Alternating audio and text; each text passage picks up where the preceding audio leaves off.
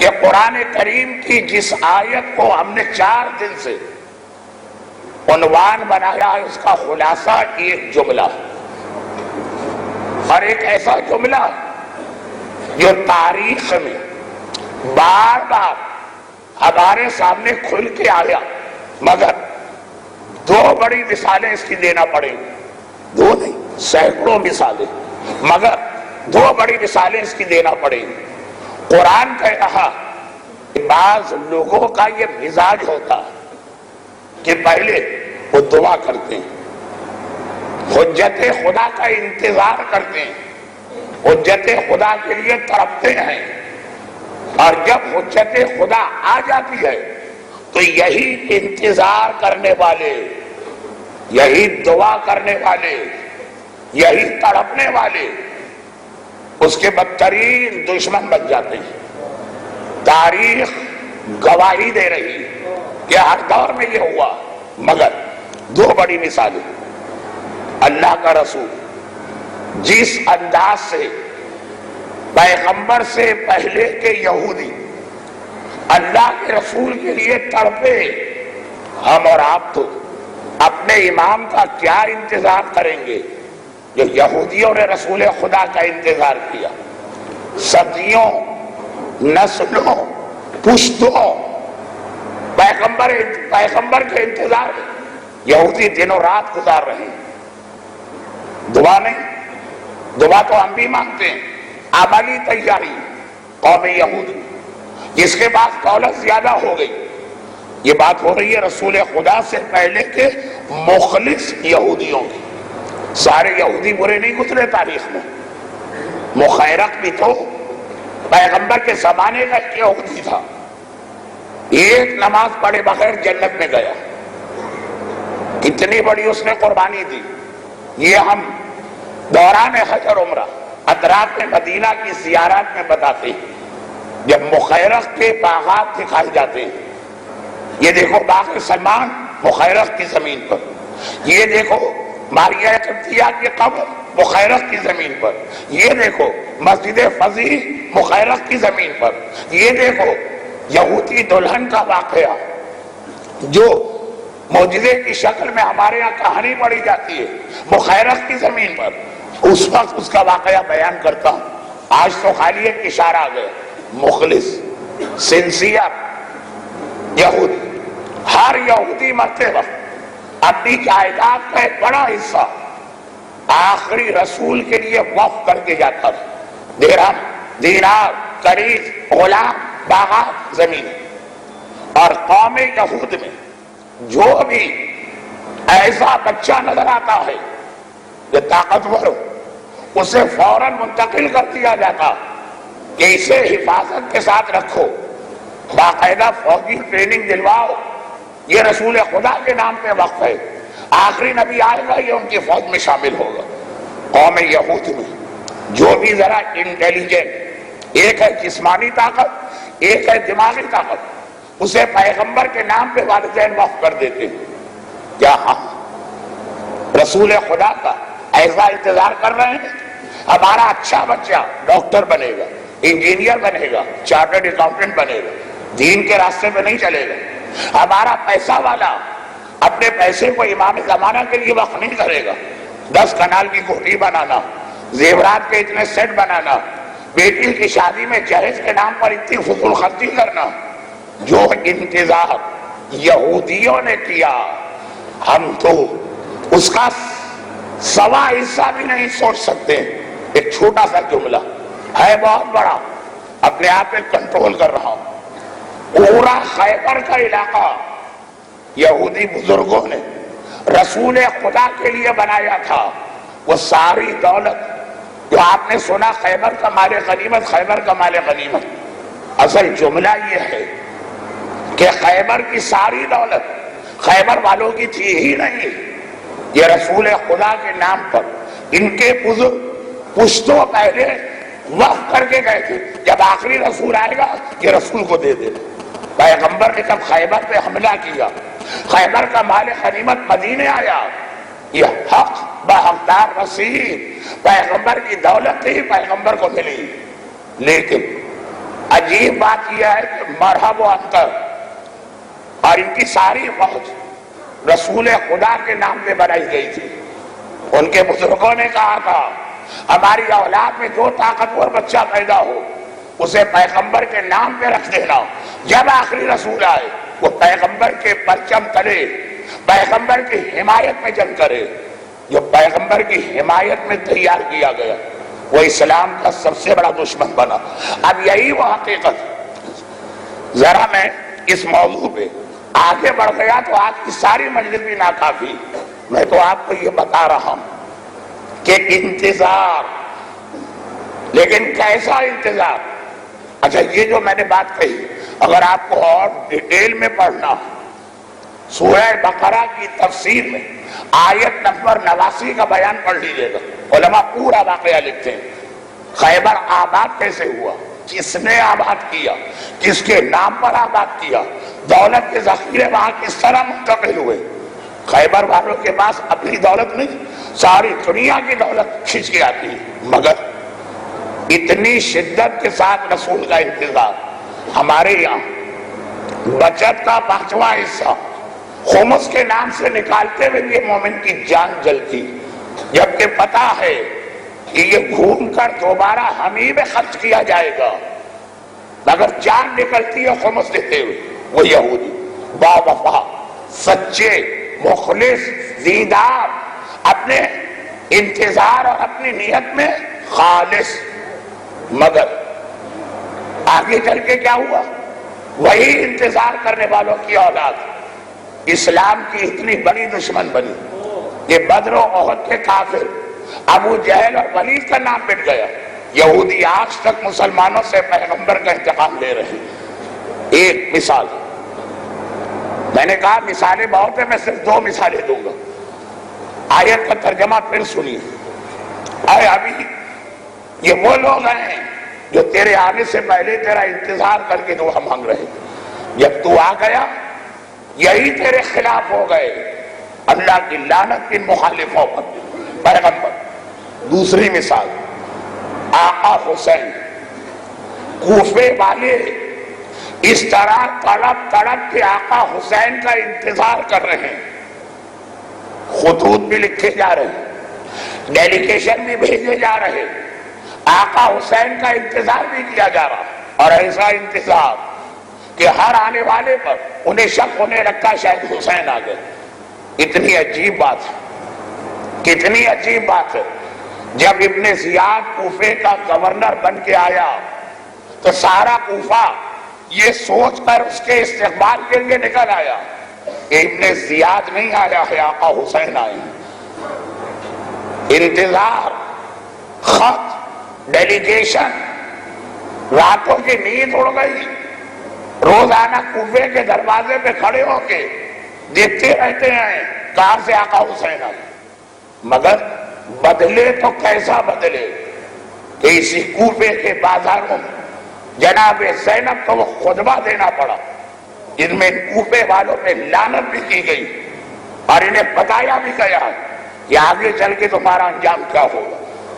یہ 2 بڑی مثالیں، باقی مثالیں چھوڑ دیجیے، یہ 2 بڑی مثالیں ہمیں اور آپ کو آگاہ کر رہی ہیں کہ آخری امام کا انتظار کرنے والوں ایسا نہ ہو کہ آخری امام کے آنے کے بعد تمہارے معاشرے میں بھی اینٹی کلائمیکس ہو جائے. انتظار کرنے والے ہی امام کے مخالف ہو جائیں، انتظار کرنے والے ہی امام کے دشمن ہو جائیں. جبکہ ہمارے پاس پہلے سے 200 سے زیادہ حدیثیں موجود ہیں. 200 پہلے سے ہمارے پاس 200 سے زیادہ حدیثیں موجود ہیں. اس میں صادق آل محمد امام جعفر صادق علیہ السلام سے ارشاد فرمایا کہ جب میرا بیٹا آئے گا تو سب سے پہلی جنگ نہ کافروں سے کرے گا، نہ مشرکوں سے کرے گا، نہ منافقوں سے کرے گا. سب سے پہلی جنگ جو امام کریں گے وہ اپنے انتظار کرنے والے اور چاہنے والوں سے کریں گے. اور پہلی تلوار امام کے کسی کافر کی گردن کو نہیں کاٹے گی، پہلی تلوار مومن کی گردن پہ چلے گی۔ اب جب یہ روایتیں بھی آ گئی، تاریخ کے دو بڑے واقعات بھی آ گئے اور قرآن کی آیت بھی آ گئی، تو کیا وقت نہیں آیا کہ ہم اور آپ ایک مرتبہ یہ سوچیں کہ ایسا کیوں ہوتا، یہ خرابی کسی قوم میں کب پیدا ہوتی ہے، اور اپنے آپ کو بچائیں کہ ہمارے ساتھ بھی یہ واقعہ پیش نہ ہے۔ یہ خرابی دو وجوہات سے پیدا ہوتی ہے، دو وجوہات۔ ایک علم کی کمی کی وجہ سے، جہاں پہ میں یہ سوالات کا ذکر میں نے اسی لیے کیا کہ آپ کو وہاں لے جانا تھا۔ خیبر کے یہودیوں نے زمانے کے امام کا انتظار کیا، فوجیں جمع کر کے، خزانہ جمع کر کے، ہتھیار جمع کر کے۔ ان چیزوں کی امام کو ضرورت نہیں، اپنے اور اپنے بچوں کو معرفت امام رسول نہ کرائی، یہ نہ پہچانوایا کہ رسول کون ہے اور کیسے رسول کو پہچانو۔ اگر معرفت نہ ہو تو نہ خزانہ کام آتا، نہ ہتھیار کام آتے، نہ فوج کام آتی ہے۔ جس کے لیے رکھی گئی ہے معرفت نہ ہو، اسی کے خلاف ہو جاتے۔ معرفت، اور معرفت ہمیشہ علم کے ساتھ آتی۔ شیطان یہی نہیں چاہتا۔ اب ایک جملہ ایسا کہہ رہا ہوں جو آج جعفری ہاؤس کی مجلس میں 5 دن کی محنت میں آ چکا، تو وہاں تقریر ہوئی تھی، آپ کے لیے صرف ایک جملہ، اور یہی وجہ ہے کہ ہماری قوم کی جہاں بات آئی، شیطان کو پتا امام کا انتظار کرنے والے تو یہی لوگ ہیں، امام کا ساتھ دینے والے تو یہی لوگ ہیں۔ جس طرح سے میں نے یہودیوں کو انتظار کے بعد بہکا دیا، وہی طریقہ ان پہ کیوں نہ اختیار کرو۔ وہاں بھی یہی کیا، ہتھیار رکھوا لیے، درہم و دینار جمع کروا لیے، فوجیں بنا لی، انہیں معرفت رسول نہ کرنے دی۔ یہاں بھی یہی کرو، ان کو اتنا علم سے دور کر دو۔ اور علم سے کیسے دور ہوتا؟ یہ خود امام نے فرمایا کہ آخری زمانے میں اللہ دنیا سے علم کو اٹھانے لگے گا۔ فرزند رسول علم کیسے اٹھایا جاتا؟ کہ علماء کی موتیں کثرت سے ہونے لگیں گی۔ عالم کا چلا جانا، عالم کا جانا نہیں ہے، علم کا جانا۔ اب عالم سے دشمنی رکھنا، عالم سے دشمنی نہیں ہے، علم سے دشمنی ہے۔ مرجعیت کے خلاف آج اتنا زبردست موومنٹ کیسے چلایا جا رہا؟ ایک دم بیٹھے بیٹھے ایسا لگا ہماری قوم جوان ہو گئی ہے۔ پہلے بچے تھے، ہمارے بزرگ سب نادان تھے، ہمارے ایمان رکھنے والے پورے خانوادے نہ سمجھتے۔ عقل تو ہم میں آئی ہے، سمجھ تو ہم میں آئی ہے، جوان تو ہم ہوئے ہیں۔ ہمیں پتا چلا آج یہ نائب امام نعوذ باللہ سب غلط، آج ہمیں پتا چلا یہ سب جھوٹے، آج ہمیں پتا چلا یہ ہمارے عقیدے خراب کر رہے ہیں، آج ہمیں پتا چلا یہ ہمارے عمل میں کوتاہی کر رہے ہیں۔ اللہ اللہ، ایسا نیا انکشاف آج ہو رہا ہے ملت جعفریہ پر۔ جس قوم کا امتیاز، جھومر، فخر یہ تھا کہ ہمارے پاس اشتہاد کا دروازہ کھلا ہے، اور ہمیں ایسے نائب امام ملے ہیں کہ ایسے تو امام بھی دوسری قوموں کو نہیں ملے، ان کے امام سے ہمارے نائب امام بہتر ہیں۔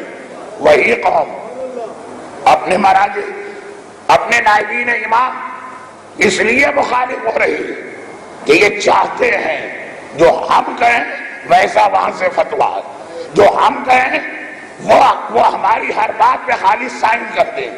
ہم کہیں نماز ایسی پڑھو، وہ کہیں آمنا و صدقنا۔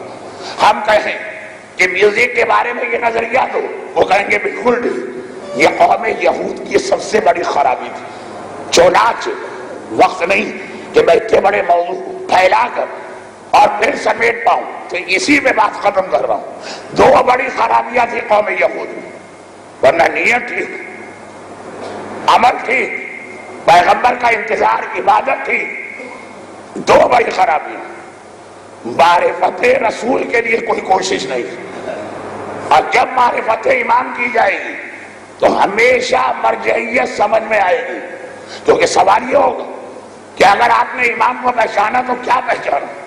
امام اللہ کا نمائندہ اس دنیا میں، وہ پردہ غیبت میں گئے تو دین کو کس کے حوالے کر کے گئے؟ سوائے مرجعیت کے آپ کے پاس کوئی جواب نہیں ہوگا. پہلی بات، معرفت امام کا لازمی نتیجہ ہے مرجعیت، اور یہی شیطان نہیں چاہتا. آج سارا زور اس نے لگا دیا کہ ہماری اپنی قوم اپنے ہاتھ سے اپنے علماء کا قتل کرے، جو یہودیت کر چکی. یہودیت اپنے ہاتھ سے اپنے علماء کو قتل کر چکی.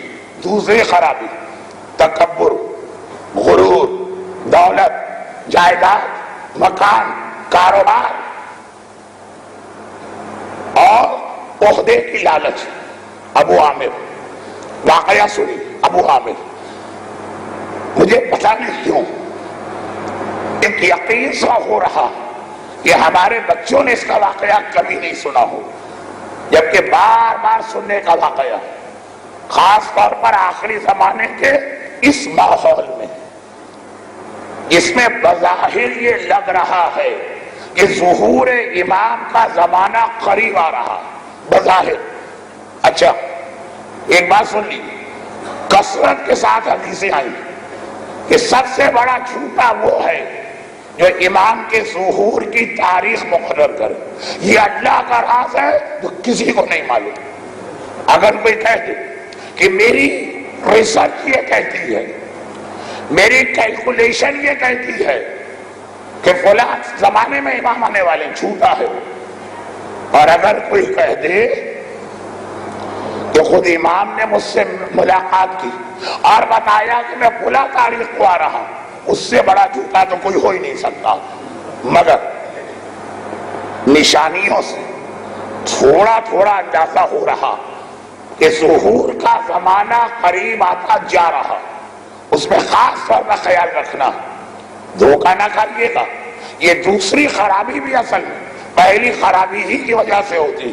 ابو عامر بڑی شدت کے ساتھ اسلام نے گناہ سے روکا. وَلَا تَنَابِزُ بِالْأَلْقَابِ، ایک دوسرے کو برے نام نہ دینا. انگریزی کلچر کی خصوصیت یہ بھی کہ ہر ایک کا ایک نک نیم رکھا جاتا، نک نیم. اسلام نے کہا خبردار، توہین آمیز لقب کسی کو نہ دینا. مگر دو آدمی ایسے جن کے اچھے نام کو رسول خدا نے بدل کر انہیں برا نام دیا. ایک ابو جہل، اس کا نام تھا ابو الحکم، حکمت کا باپ، father of knowledge, father of wisdom. پیغمبر نے کہا یہ حکمت کا باپ نہیں ہے، یہ جہالت کا باپ. آج سے اسے ابو جہل کو اتنا مشہور ہوا کہ بڑے لکھے لوگ بھی بھول گئے کہ ابو جہل نہیں تھا، ابو الحکم تھا. وہ ایک الگ واقعہ. مگر دوسرا آدمی ابو عامر، ایک مکے کا ایک مدینے کا، ایک علم کی مثال ہے، ایک کیریکٹر کی مثال. ابو عامر مدینے کا ایک ایسا یہودی جو رسول خدا کی محبت دن اور رات اس انداز سے درخت کے نیچے بیٹھا رہتا ہے جیسے بعض روایتوں میں جابر ابن عبداللہ کے بارے میں آیا کہ رسول خدا نے ان کے ذریعے پانچویں امام کو سلام بھجوایا تھا. تو یہ مسجد میں بیٹھ کر بار بار کہتے تھے این الباقر، این الباقر، این الباقر. لوگ کہنے لگے جابر پاگل ہو گیا، کس کو بلا رہا، کس کو پکار رہا. پانچویں امام کی ولادت سے پہلے سے جابر این الباقر، این الباقر. ابو عامر پیغمبر اسلام کی محبت میں دیوانہ بھی تھا اور اتنی معلومات بھی رکھتا تھا کہ آخری زمانے میں ایک رسول آنے والا ہے. اپنی قوم کو چھوڑ دیا، مدینے کے درخت کے نیچے آ کے بیٹھ گیا اور لوگوں کو آخری نبی کے لیے تیار کرنے لگا. لیکن بڑے تو اس کا مذاق اڑاتے تھے. ہر نیا مومن نوجوانوں میں بہت جلدی مقبول ہوتا، نوجوان اس کے گرد جمع. مدینے کے کتنے نوجوانوں رسول خدا کے آنے سے پہلے اس نے رسول خدا کے لیے تیار کیا. اور کیریکٹر وائز اتنا اچھا، اتنا پرہیزگار، ایسا متقی، ایسا مقدس کہ مدینے کے لوگ اس کا نام ابو عامر نہیں لیتے تھے، اسے کہتے تھے راہب، مقدس، پرہیزگار، متقی.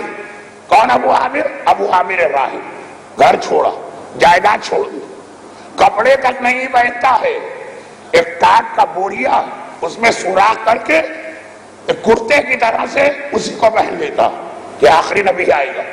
اسے عیش و آرام والے لوگ نہیں چاہیے، اسے زحمت و تکلیف اٹھانے والے لوگ چاہیے، فاقہ کرنے والے، پھٹے ہوئے کپڑے پہننے والے، بغیر مکان والے. اتنی شدت کے ساتھ اس نے پیغمبر کا عقیدہ پھیلایا کہ پوری نسل مدینے میں تیار ہو گئی. مگر ہوا کیا؟ اور اشارہ بھی کرتا ہے، مدینے میں بیٹھ کے اشارہ کرتا ہے کہ ادھر سے وہ آخری رسول آئے گا مکے کی طرف. ایک ایک چیز اس کے پاس رسول کے بارے میں. لیکن جب پیغمبر مدینے تشریف لائے تو اب اسے یہ توقع ہوئی کہ پیغمبر اسے بلا کے شاباش دے گی اور بڑا عہدہ دے گی کہ تم نے میرے لیے اتنی تیاریاں کروائی، اتنی قربانیاں دی، اتنا انتظار کیا، ایک پوری نسل تیار کر دی. اس کے حساب سے جو توجہ اسے چاہیے تھی وہ رسول نے نہیں کی. اب یہی پیغمبر کا مخالف ہوا، کہنے لگا یہ جھوٹا رسول ہے، یہ وہ رسول ہی نہیں ہے جس کی میں خبر دے رہا ہوں. اس پر ایمان رکھنے والے، اس کی باتوں پہ یقین رکھنے والے وہ سب پیغمبر کے ساتھی بن گئے، کیونکہ نشانیاں بتاتا تھا نا. وہ ساری نشانیاں رسول میں آئی. جس نے دوسروں کو رسول خدا کا ساتھی بنایا وہ خود پیغمبر کے خلاف ہو گئے. کہنے لگا میں اسے رسول نہیں مانتا ہوں. کیوں؟ پیغمبر نے اسے عہدہ نہیں دیا، پیغمبر نے اسے کوئی منصب نہیں دیا، پیغمبر نے اسے کوئی پوسٹ نہیں دی. اتنا خلاف ہوا کہ مدینے والوں کو اب الٹا گمراہ کر رہا، اب الٹا بہکا رہا. اس کی بات میں نہ آنا، یہ رسول نہیں ہے، یہ حکومت حاصل کرنے کے لیے جھوٹی باتیں کر رہا. مدینے والوں نے توجہ نہ دی، یہ مکہ گئے. ابو جہل اور ابو لہب کو بھڑکا بھڑکا کر مدینے پہ حملہ کرا تھا. حتیٰ جنگ احد میں یہ واحد آدمی تھا مدینے کا رہنے والا ہے، مکے کے کافروں کے لشکر میں شامل ہو کے آیا. اور جب احد میں کافروں کو شکست ہوئی اور اس نے دیکھا اب مکے والوں میں طاقت نہ رہی تو یہ شام چلا گیا. عیسائی حکمران کو مجبور کیا مدینے پہ حملہ کیا جائے. ایسا سخت مدینے کا دشمن، ایسا سخت رسول خدا کا دشمن. پیغمبر نے ایک مرتبہ کچھ نوجوانوں سے پوچھا میرے آنے سے پہلے ہی تم میرا انتظار کیوں کر رہے تھے؟ کس نے تمہیں بتایا؟ کہا یا رسول اللہ ابو عامر راہب ہے. پیغمبر نے کہا خبردار اسے راہب نہ کہو، وہ فاسق ہے، فاسق، وہ کردار بیکار ہے جو پوسٹ اور عہدے کی تمنا رکھتا ہے. وہ آج میرا سب سے بڑا دشمن ہے، اس لیے کہ اس کو عہدہ چاہیے، پوسٹ چاہیے. پھر عجیب جملہ پیغمبر نے کہا جب میرا بیٹا آخری زمانے میں آئے گا اس کے انتظار کرنے والے بھی کتنے ایسے ہوں گے، اس کے آنے سے پہلے راہب ہوں گے، اس کے آنے کے بعد فاسق بن جائیں گے. تو ہمارے سامنے دو مثالیں جو آ رہی ہیں اس کو ذرا آگے بڑھائیں. اور وہ یہ کہ اگر ہم نے امام زمانہ کا صحیح انتظار نہ کیا تو ایسا نہ ہو ابو عامر کی طرح سے سب سے زیادہ انتظار کرنے والے امام کے دشمن ہو جائیں. ایسا نہ ہو کوفے والوں کی طرح سے امام کا انتظار کرنے والے امام کے خلاف ہو جائیں. اب ایک چھوٹی سی بات اور سن لیجئے اور میں اپنی تقریر کے اصل حصے پہ آتا ہوں. ایک یہ واقعہ آپ نے سنا ابو عامر کا. اب ایک دوسرا واقعہ سنیں. ایک آدمی ہے حنظلہ جن کا لقب ہے غسیل الملائکہ، یعنی جنہیں فرشتوں نے آ کے غسل دیا. یہ کون ہے؟ جنگ احد ایک دم سے کافروں نے مدینے پہ حملہ کیا. مدینے والوں کو سان و گمان میں بھی نہ تھا کہ ایسا حملہ ہونے والا. کچھ چرواہے احد کے علاقے میں بکریاں چرا رہے، بھاگے بھاگے آئے یا رسول اللہ اتنا بڑا لشکر مدینے پہ حملہ کر رہا. پیغمبر نے فوراً آرڈر آف دا ڈے، فرمان امروز جاری کیا. اچانک کافر آئے، فوراً پیغمبر نے آرڈر کیا ہر آدمی ان کا مقابلہ کرنے کے لیے احد پہنچ جائے. جس حالت میں ہو، جہاں پر ہو، فوراً احد پہنچ کے مدینے کو بچانا۔ حنظلہ اسی رات کو شادی ہوئی اور دلہن کے پاس سے غسل کرنے کے لیے حمام جا رہے ہیں، کان میں پیغمبر کی آواز آئی۔ ہر مسلمان واجب ہے کہ فوراً احد کے میدان میں پہنچ کے مدینے کو بچائے، جس حالت میں ہو، 1 منٹ کی تاخیر جائز نہیں۔ وہ غسل خانے جاتے جاتے پلٹے اور احد کے میدان میں پہنچے، احد کی لڑائی ختم ہوئی۔ آخر شام کے وقت پیغمبر نے شہداء احد کی لاشیں جمع کی۔ مسلمان گھبرایا، کہا یا رسول اللہ، ایک لاشا ایسا ہے کہ ہمیں ڈر لگ رہا ہے اس کو دیکھ کر۔ کیوں ڈر لگ رہا؟ کہا یا رسول اللہ، اس کے بالوں سے پانی کے قطرے ٹپک رہے ہیں اور ایسا لگ رہا ہے کہ ابھی اس کو کسی نے نہلایا ہے۔ احد میں کون ہے جو اسے نہلا کے گیا؟ پیغمبر قریبا، کہا حنظلہ غسیل الملائکہ ہے، فرشتے کوثر کا پانی لے کے آئے ہیں اور اسے غسل دے کر اپنے ساتھ جنت میں لے گئے۔ یا رسول اللہ، اسے یا رسول اللہ، کوثر کے پانی سے اسے غسل کیوں دیا؟ کہا تمہیں نہیں معلوم، جب یہ میدان جنگ میں آیا تو نجس تھا، اس پر غسل واجب تھا، میرے حکم کی وجہ سے فوراً آیا، اب جنت میں جانے کے قابل نہیں ہے، چنانچہ فرشتوں نے خود اسے پاک کیا اور اپنے ساتھ لے کے گئے۔ ایسا مجاہد اسلام، مگر معلوم ہے یہ کون؟ یہ اسی ابو عامر کا بیٹا، باپ دشمن اور ایسا دشمن، راہب سے فاسق بنا، پیغمبر نے مدینے سے نکالا، وہ احد کے میدان میں مدینے کا رہنے والا مکے کے لشکر میں آیا اور بیٹا اسی احد کے میدان میں مسلمانوں کے لشکر میں آیا۔ ایک پیغام پیغمبر نے دیا کہ برے باپ کے اچھے بیٹے پیدا ہوتے ہیں، اچھے باپ کے یہاں برے بیٹے پیدا ہوتے ہیں۔ برحمتك يا ارحم الراحمين وصلى الله على محمد وآله الطاهرين۔